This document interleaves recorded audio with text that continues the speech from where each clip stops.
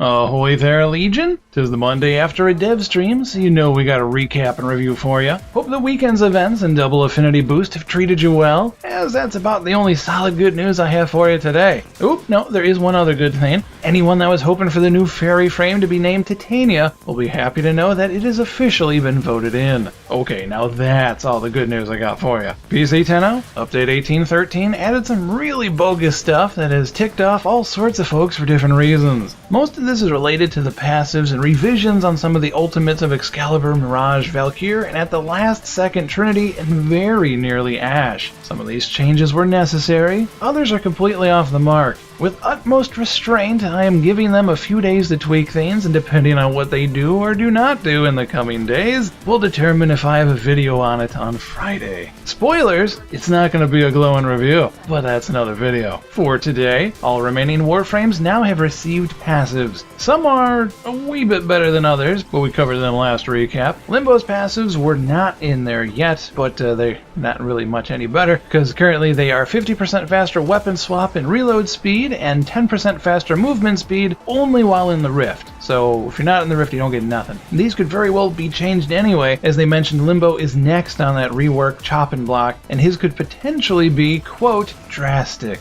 Volt and Mag finally got their rework in game. Some of the things they added work well, others not so much. I'm sure DE will tweak those as well in the coming days. They mentioned a new Tonfa and dual dagger stance were on the way a bit ago, and today they showed them off. Nothing too spectacular, just the usual stabby action. A new primary weapon is getting added that can be fired like an electricity rifle and will have a new alternate mode of fire similar to the Stradivar. Only instead of going from auto to semi-auto, this one will swap from rifle to throwing spear or javelin. I'm assuming you have to pick it up each time you throw it, like when the Drakmaster disarms you, which will make it a niche weapon, to say the least. Update 19 Cinematic Quest is growing beyond their control, and they honestly don't know what to do with it. As it's just gobbling up their spare dev time, they're gonna crack it in half and release that second part later on so we can get our hands on Update 19 as soon as possible. It's only been almost 6 months since the last major update. Who even noticed? They unveiled a new tile set coming in U19 that will be a Grineer setting taking place within an asteroid. While that might sound familiar, it's still going to be Grineer based, but it's definitely a step up on their tech tree and will feature new mechanics, security, and even enemy types.